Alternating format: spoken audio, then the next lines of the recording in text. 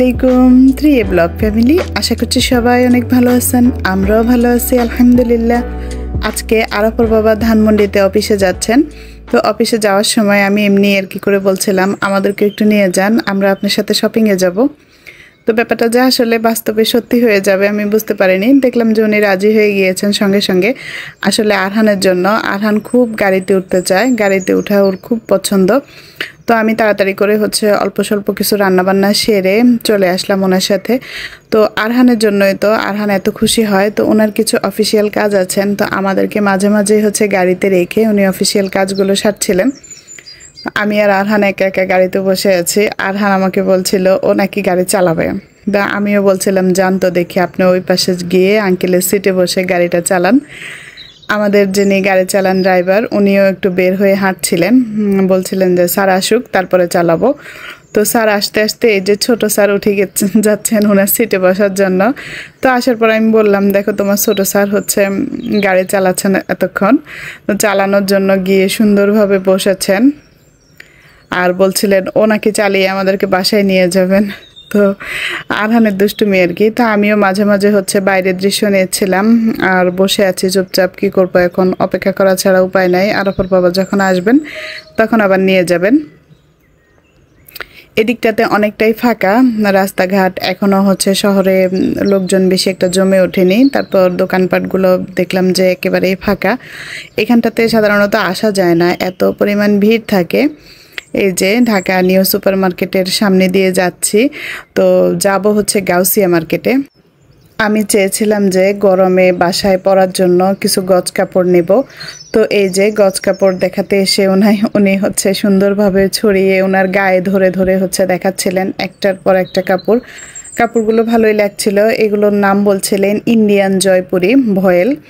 তো ভয়েল কাপড়টা একদম হাত থেকে ধরে দেখাচ্ছি, এত সুন্দর মসলিন, নরম আরামদায়ক মনে হচ্ছে আর কি। তো আমিও দেখছি, উনিও আমাকে গায়ে পরে পরে অনেকগুলো কাপড় দেখাচ্ছেন।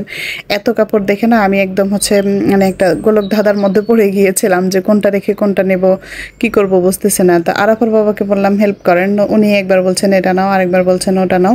আর ওখানে যেগুলো দেখাচ্ছিলেন ওগুলো ভালো লাগছিল না আর কি। তো উনি এদিকটাতে যেগুলো দেখাচ্ছেন এগুলোই আমার ভালো লেগেছে। তো এখানে দামাদামি করতে এসে একটা সমস্যায় পড়ে গিয়েছি। দামাদামি ওনারা বলছিলেন এই জয়পুরি ভয়েলটা, ইন্ডিয়ান জয়পুরি আর কি, 250 টাকা করে গজ রাখবেন। তো আমার ভিডিও যারা দেখেন বা কেউ যদি জানা থাকেন বলতে পারেন, আসলে এটার গজ কত আমি জানি না। তা 250 টাকা বলাতে আমি বলছিলাম কি বলবো বুঝতেছি না। আরাফার বাবাকে বললাম আপনি একটু দাম করে দেন। তো উনি বলছিল 200 টাকা করে দেন। তো 200 টাকা করে দেন বলার সাথে সাথেই ওনারা রাজি হয়ে গিয়েছেন আর কেটে দিচ্ছেন। তো এটা পরে মনে হচ্ছে যে ভুল হয়ে গিয়েছে। আরাফার বাবা আসলে এমনটাই করেন, দামাদামি করতে পারেন না। তো ওখানে না পেরে এখানে এসে দেখেন এই ক্লিপ চুড়িওয়ালার সাথে দামাদামি করছিলেন। তো আমি বললাম যে ওখানে বড় দোকানদারের সাথে পারলা না, তুমি এখানে ক্লিপের দোকানে এসে দামাদামি করছো। আর দোকানটা কোথায় সেটাও দেখিয়ে দিচ্ছি। এই যে গাউসিয়া সুপার মার্কেটে ঢুকতেই, আগে গাউসিয়া মার্কেটে আমি আসতে চাইতাম না, প্রচণ্ড গরম লাগতো, কিন্তু এখন দেখি পুরাটাই এসি করা, ভালোই লাগছিল। আর দুজনে হালকা নাস্তা সেরে নিচ্ছিলাম। এমন একটা সময় 11টা থেকে 12টার মধ্যে, না দুপুরের খাবারের সময় হয়েছে নাকি নাস্তার সময়। তো হালকা নাস্তা সেরে আবার দুধ চা খাওয়াচ্ছিলেন আমাকে, বলছিলেন ভালোই লাগছিল, খেয়ে দেখো। আর আবহাওয়াটা ছিল এমন কেমন যেন একটা বৃষ্টি বৃষ্টি আসবে ওরকমই। তো বৃষ্টির ভয়ে ভয়ে চলে এসেছি। আর এটা পরের দিন। এই যে বৃষ্টিতে কি অবস্থা, দিন সকাল দুপুর রাত কিছুই বোঝা যাচ্ছে না। সকাল থেকেই প্রচণ্ড বৃষ্টি, রাত থেকেই শুরু হয়ে গিয়েছে। তো বৃষ্টি আর বৃষ্টি, কি করব এখন। বাচ্চারা গিয়েছে, আরাফা গিয়েছে কলেজে, আবরারকে ওর বাবা দিয়ে এসেছে, বললেন যে না দিয়ে আসি, না হলে ও অনেক দিন ছুটি গিয়েছে, তো বাসায় থাকতে চায় না, আর ও খালি স্কুল স্কুল বলে। তো যাই হোক, এখানে নিজের জন্য একটু নাস্তা করে নিয়েছিলাম, একটা পরোটা, একটা ডিম আর একটু চা নিয়ে নেব। আর ফলের সিজন তো আছেই, আম কাটতে কাটতে একদম টায়ার্ড হয়ে যায়। তো ওখানে চাটা খাইয়ে আরাফার বাবা বলছিলেন বেশ টেস্ট হয়েছে। তো আমি বললাম ঘরের চা মজা হয় না, বলে না ওটাই বেশি মজা হয়েছে। আসলে ওরা গুঁড়ো দুধের পরিমাণটা বেশি দিয়েছেন, বা যাই হোক ওনার কাছে মজা লেগেছে। আমার কাছে আমার ঘরের চাই বরাবরই বেশি ভালো লাগে। তো কাপড় কিনতে নিয়ে যেটা সমস্যা হয়েছে সেটা আরেকটু বলি। তো ওই যে 200 টাকা বলাতে ওনারা সঙ্গে সঙ্গে দিয়ে দিয়েছেন, আর আমি আরাফার বাবার উপর রাগ হয়ে গেলাম। দেখেন, আপনি হচ্ছে সবসময় ঠকেন, আমাকেও ঠকাই নিয়ে আসেন। তো আপনি দামাদামি করতে পারলেন না কেন, 150 টাকা বললেন না? 150 টাকা বললে না হয় পরে 180 বা 160 টাকাতেও নেওয়া যেত আর কি। তো এগুলো বলে বলে দুজনে হচ্ছে হয়ে গিয়েছে যে একজন আরেকজনকে বলছি, উনি বলছেন তুমি করলে না কেন, আমি বলছি আমি তো আপনার উপর দিয়েছি, আপনি করলেন না কেন। তো এখন ঠকলে ঠকছি, জিতলে জিতছি, যাই হোক কেনা হয়ে গিয়েছে। কয়েকটা কাপড় নিয়ে এসেছি। আমি আসলে গত কয়েকবারই আপনারা আমাকে দেখেছেন ত্রিকন্যা থেকে নেই বা ওই যে 3 পিস কেনা হয়, এরকম গজের কাপড় খুব কমই কেনা হয়েছে। আর কিনলেও এই যে আমার আশেপাশে থেকেই কিনি, ওই রকম দূরের মার্কেট থেকে কখনোই কিনি না।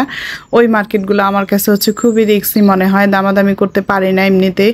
আরাফার বাবাও তেমন না, আর আমাকে হচ্ছে এত দূরে দূরে নিয়েও যায় না, যাওয়ার টাইমও পাই না বাচ্চাদেরকে নিয়ে ওখানে যাওয়ার কারণে। গতকালকে আমার অনেক সমস্যা হয়েছে, ওখান থেকে আরাফার বাবার সাথে সাথে আসলাম, তারপর আবার এই যে ঘরের কাজ, পরের দিন বাচ্চাদের স্কুল খোলা, সব কিছু মিলিয়ে অনেকটা হচ্ছে কষ্ট হয়ে গিয়েছে। তো আসলে আমি হচ্ছে এরকম গজের কাপড় কিনি না, ওই যে 3 পিস কেনা হয় আর 3 পিসটাই বানানো হয়। আর বাচ্চাদের জন্য তো দেখেনি আপনারা সবসময় ইনফিনিটি, তারপরে লারি, আড়ং, এগুলো থেকে কেনাকাটা করা হয়। তো ওই যে ঠকে আসলাম না, জিতে আসলাম, সারাক্ষণ হচ্ছে মনের মধ্যে খোঁচা খোঁচা লাগছিল। যদি আরেকটু কম নিত, হিসেব করছিলাম যদি 180 টাকা করে নিত তাহলে কত টাকা জিততাম, যদি 60 টাকা করে নিত গজ তাহলে কত টাকা জিততাম। ওই হিসেব করে কি আর এখন লাভ আছে? যা হয়েছে হয়েছে, কিনেই তো ফেলেছি। তো সেটা আরাফার বাবা বলছিলেন যে বাদ দেওয়া, এখন আর এত চিন্তা করে লাভ নেই। ওই যে কেনার কোনো অভিজ্ঞতা নাই, সেজন্যই হচ্ছে যেতে চাই না ওই রকম দূরে দূরে মার্কেটে। অনেকেই বলে যে ঢাকা ইসলামপুর মার্কেটে গেলে একসাথে অনেকগুলো 3 পিস নিয়ে আসতে পারবেন, গাউসিয়া সুপার মার্কেটে গেলে অনেকগুলো গজের কাপড় 3 পিস নিয়ে আসতে পারবেন, কিন্তু যে ভয় করে সবসময় আসলে পারি না। এর আগেও একবার কয়েক বছর আগে আমি নিউ মার্কেটে গিয়েছিলাম বাচ্চাদের শীতের পোশাক কেনার জন্য। তো তখনও দেখা গেছে যে আমি অনেকগুলো শীতের পোশাক কিনে, জামা প্যান্ট পায়জামা কিনে একেবারে হচ্ছে ঠকে গিয়েছি আর কি। অনেক হচ্ছে নর্মাল ছিল, ওরা পড়তে পারেনি, একেবারেই ঠকা আর কি। তো সেই ভয়ে ভয়ে আমি আর কোনোদিন হচ্ছে নিউ মার্কেটের ওইদিকে যাইতে চাইনি।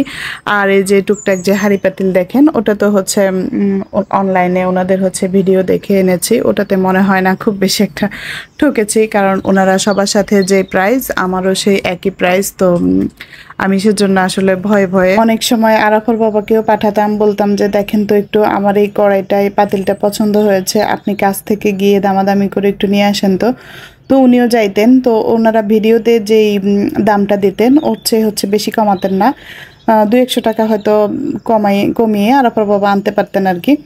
তো এরকম হচ্ছে আমার অবস্থা আজকে। শপিং, তারপর পরদিনকার রান্না বান্না দেখালাম, আপনাদের সাথে শেয়ার করলাম। আশা করছি ভিডিওটা আপনাদের ভালো লাগবে। ভালো লাগলে প্লিজ ভিডিওটিতে একটি লাইক দিবেন, আর যদি বেশি ভালো লেগে থাকে চাইলে আমার চ্যানেলটিকে সাবস্ক্রাইব করে রাখতে পারেন। আজকের মতো এইটুকুই, আল্লাহ হাফেজ।